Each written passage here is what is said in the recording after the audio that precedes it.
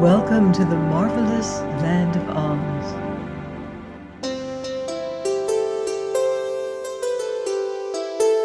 I'm Mardell, here with the fifth book in the Oz series, The Road to Oz by L. Frank Baum. Chapter 1, The Way to Butterfield. "Please, miss," said the Shaggy Man, "can you tell me the road to Butterfield?" Dorothy looked him over. Yes, he was Shaggy, all right. But there was a twinkle in his eye that seemed pleasant. "Oh, yes," she replied, "I can tell you, but it isn't this road at all." No? You cross the 10-acre lot, follow the lane to the highway, go north to the 5 branches and take let me see. "To be sure, miss, see as far as Butterfield if you like," said the Shaggy Man. "You take the branch to the next willow stump, I believe, or else the branch by the gopher holes, or else—" "Won't any of 'em do, miss?" Course not, Shaggy Man. You must take the right road to get to Butterfield." "And is that the one by the gopher stump, or—" "Dear me," cried Dorothy. "I shall have to show you the way. You're so stupid. Wait a minute till I run in the house and get my sunbonnet." The Shaggy Man waited. He had an oat straw in his mouth, which he chewed slowly, as if it tasted good. But it didn't. There was an apple tree beside the house, and some apples had fallen to the ground. The Shaggy Man thought they would taste better than the oat straw, so he walked over to get some.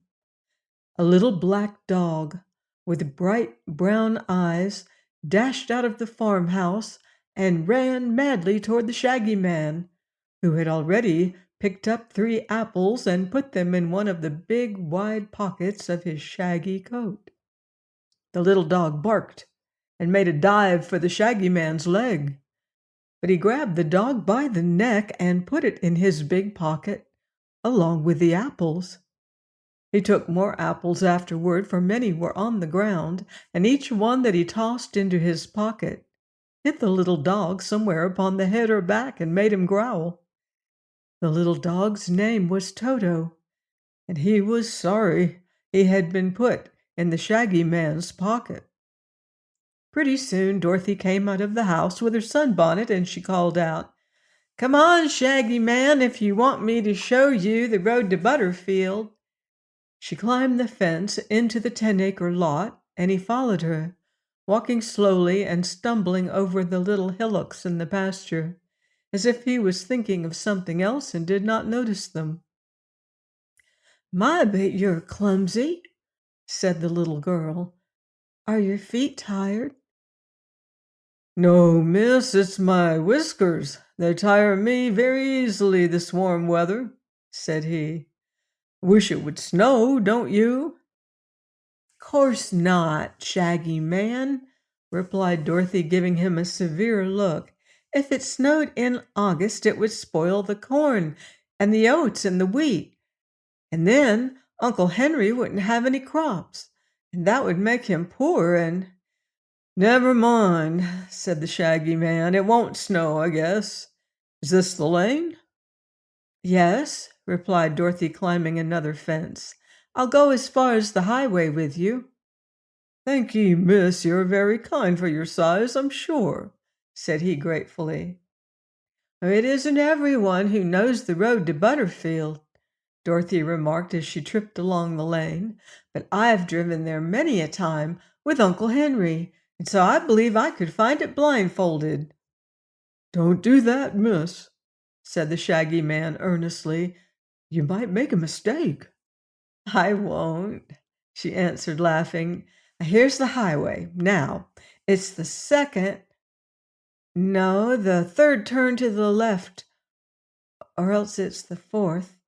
Oh, let's see. The first one is by the elm tree, and the second is by the gopher holes, and then—" "Well, then what?" he inquired, putting his hands in his coat pockets. Toto grabbed a finger and bit it. The Shaggy Man took his hand out of that pocket quickly and said, "Oh." Dorothy did not notice. She was shading her eyes from the sun with her arm, looking anxiously down the road. "Come on," she commanded. "It's only a little way farther, so I may as well show you." After a while, they came to the place where 5 roads branched in different directions. Dorothy pointed to one and said, "That's it, Shaggy Man." "I'm much obliged, miss," he said, and started along another road. "Not that one!" she cried. "You're going wrong." He stopped. "I thought you said that other was the road to Butterfield," said he, running his fingers through his shaggy whiskers in a puzzled way. "So it is. But I don't want to go to Butterfield, miss." "You don't?" "Of course not. I wanted you to show me the road so I shouldn't go there by mistake." "Oh. Oh, where do you want to go then?" "I'm not particular, miss." This answer astonished the little girl, and it made her provoked, too, to think she had taken all this trouble for nothing. "There are a good many roads here," observed the Shaggy Man, turning slowly around like a human windmill. "Seems to me a person could go most anywhere from this place." Dorothy turned around too and gazed in surprise. There were a good many roads, more than she had ever seen before. She tried to count them, knowing there ought to be 5, but when she had counted 17, she grew bewildered and stopped, for the roads were as many as the spokes of a wheel, and ran in every direction from the place where they stood, so that if she kept on counting, she was likely to count some of the roads twice. "Dear me!" she exclaimed. "There used to be only 5 roads, highway and all, and now— Why, where's the highway, Shaggy Man?" "Can't say, miss," he responded, sitting down upon the ground as if tired with standing. "Wasn't it here a minute ago?" "I thought so," she answered, greatly perplexed. "And I saw the gopher holes, too, and the dead stump. But they're not here now. These roads are all strange, and what a lot of them there are. Where do you suppose they all go to?" "Roads," observed the Shaggy Man, "don't go anywhere. They stay in one place so folks can walk on them." He put his hand in his side pocket and drew out an apple, quick, before Toto could bite him again. The little dog got his head out this time and said, "Brr!" so loudly that it made Dorothy jump. "Oh, Toto!" she cried. "Where did you come from?" "I brought him along," said the Shaggy Man. "What for?" she asked. "To guard these apples in my pocket, miss, so no one would steal them." With one hand the Shaggy Man held the apple, which he began eating, while with the other he pulled Toto out of his pocket and dropped him to the ground. Of course, Toto made for Dorothy at once, barking joyfully at his release from the dark pocket. When the child had patted his head lovingly, he sat down before her, his red tongue hanging out one side of his mouth, and looked up into her face with his bright brown eyes, as if asking her what they should do next. Dorothy didn't know.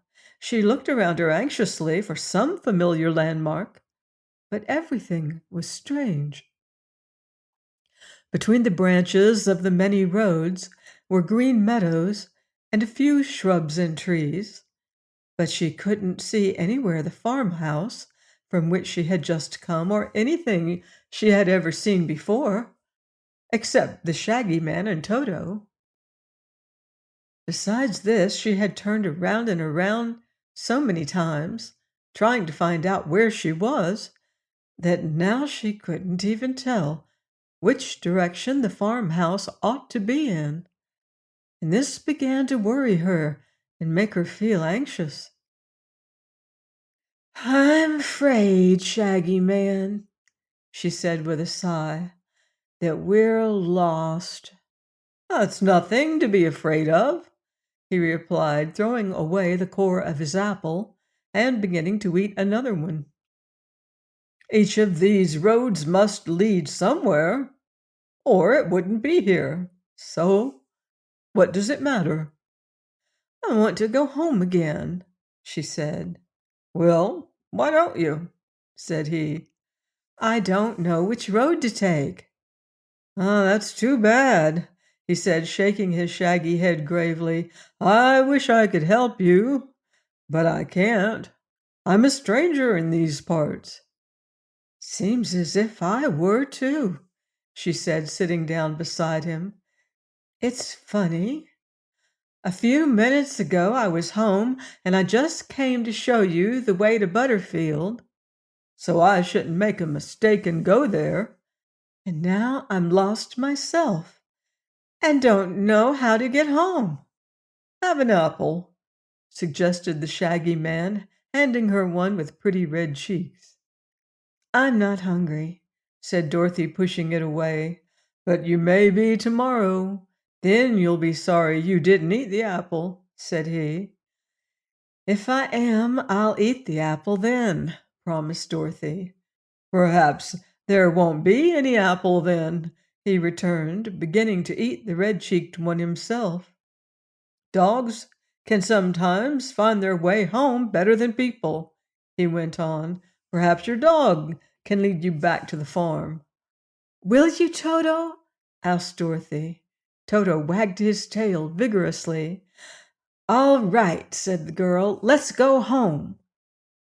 Toto looked around a minute and dashed up one of the roads. "Goodbye, Shaggy Man," called Dorothy and ran after Toto. The little dog pranced briskly along for some distance when he turned around and looked at his mistress questioningly. "Don't expect me to tell you anything. I don't know the way," she said. "You'll have to find it yourself." But Toto couldn't. He wagged his tail and sneezed and shook his ears and trotted back where they had left the Shaggy Man. From here he started along another road, then came back and tried another, but each time he found the way strange and decided it would not take them to the farmhouse. Finally, when Dorothy had begun to tire with chasing after him, Toto sat down panting beside the Shaggy Man and gave up.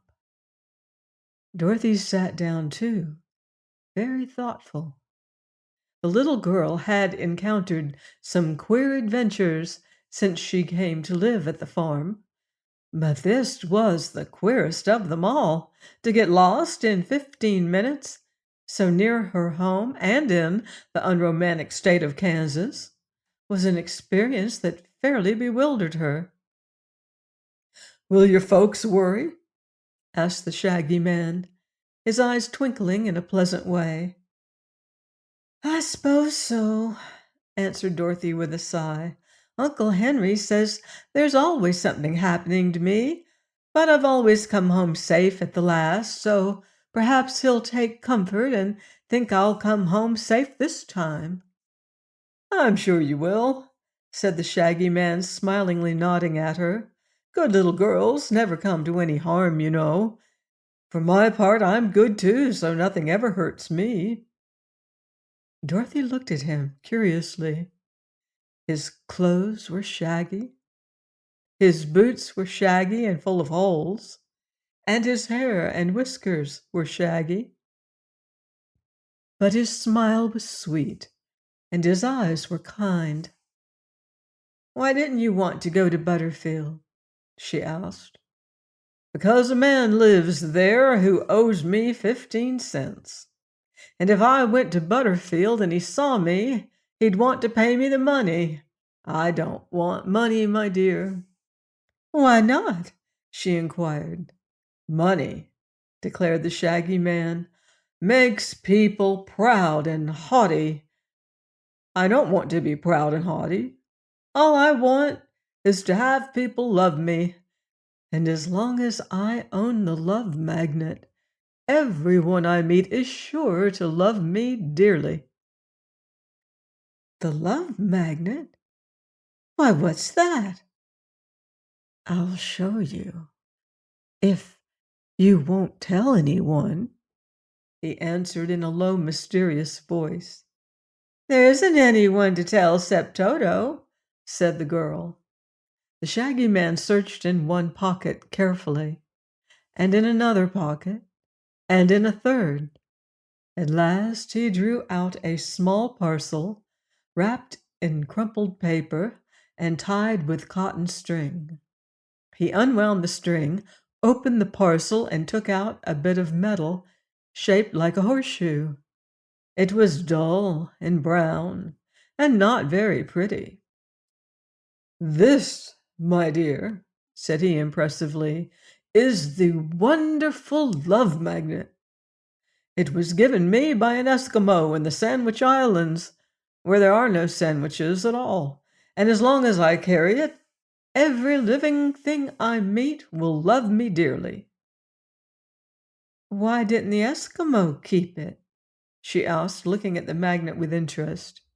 He got tired being loved and longed for someone to hate him, so he gave me the magnet, and the very next day a grizzly bear ate him. Wasn't he sorry then? She inquired. He didn't say, replied the Shaggy Man, wrapping and tying the love magnet with great care and putting it away in another pocket. But the bear didn't seem sorry a bit, he added. Did you know the bear? Asked Dorothy. Yes, we used to play ball together in the Caviar Islands. The bear loved me because I had the love magnet. I couldn't blame him for eating the Eskimo because it was his nature to do so. Once, said Dorothy, I knew a hungry tiger who longed to eat fat babies because it was his nature to, but he never ate any because he had a conscience. Oh, this bear, replied the Shaggy Man with a sigh, had no conscience, you see. The Shaggy Man sat silent for several minutes, apparently considering the cases of the bear and the tiger, while Toto watched him with an air of great interest. The little dog was doubtless thinking of his ride in the Shaggy Man's pocket and planning to keep out of reach in the future. At last, the Shaggy Man turned and inquired, What's your name, little girl? My name's Dorothy, said she, jumping up again. But what are we going to do? We can't stay here forever, you know. Let's take the 7th road, he suggested. 7 is a lucky number for little girls named Dorothy. The 7th from where? From where you begin to count. So she counted 7 roads, and the 7th looked just like all the others. But the Shaggy Man got up from the ground where he had been sitting and started down this road as if sure it was the best way to go.